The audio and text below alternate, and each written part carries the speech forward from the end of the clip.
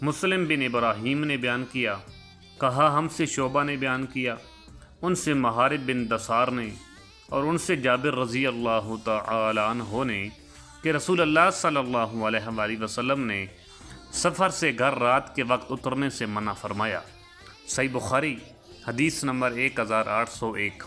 سعید بن ابی مریم نے بیان کیا، کہا ہم کو محمد بن جعفر نے خبر دی، کہا کہ مجھے حمید طویل نے خبر دی، انہوں نے انس بن مالک رضی اللہ تعالی عنہ سے سنا کہ آپ رضی اللہ تعالی عنہ نے کہا جب رسول اللہ صلی اللہ علیہ وآلہ وسلم سفر سے مدینہ واپس ہوتے اور مدینہ کے بالائی علاقوں پر نظر پڑتی تو اپنی اونٹنی کو تیز کر دیتے، کوئی دوسرا جانور ہوتا تو اسے بھی ایڑ لگاتے۔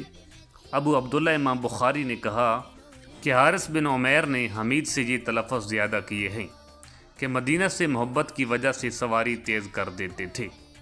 صحیح بخاری حدیث نمبر 1802۔ شعبہ نے بیان کیا، ان سے ابو اسحاق نے کہ میں نے براء بن عازب رضی اللہ تعالی عنہ سے سنا، انہوں نے کہا کہ یہ آیت ہمارے بارے میں نازل ہوئی، انصار جب حج کے لیے آتے تو احرام کے بعد گھروں میں دروازوں سے نہیں جاتے بلکہ دیواروں سے کود کر گھر کے اندر داخل ہوا کرتے تھے۔ پھر اسلام لانے کے بعد ایک انصاری شخص آیا اور دروازے سے گھر میں داخل ہو گیا، اس پر لوگوں نے لعنت ملامت کی تو یہ وحی نازل ہوئی کہ یہ کوئی نیکی نہیں ہے کہ گھروں میں پیچھے سے دیواروں پر چڑھ کر آؤ، بلکہ نیک شخص وہ ہے جو تقوی اختیار کرے اور گھروں میں ان کے دروازے سے آیا کرو۔ صحیح بخاری حدیث نمبر 1803۔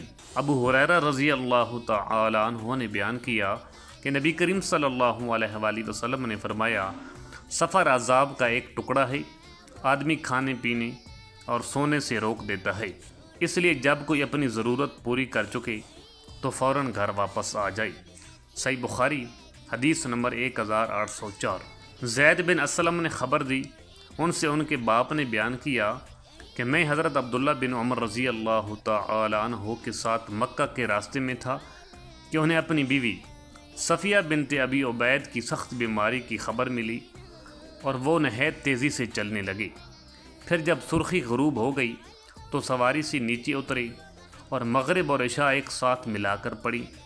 اس کے بعد فرمایا کہ میں نے رسول اللہ صلی اللہ علیہ وآلہ وسلم کو دیکھا جب جلدی چلنا ہوتا تو مغرب میں دیر کر کے دونوں عشاء اور مغرب کو ایک ساتھ ملا کر پڑھتے تھے۔ صحیح بخاری حدیث نمبر 1805۔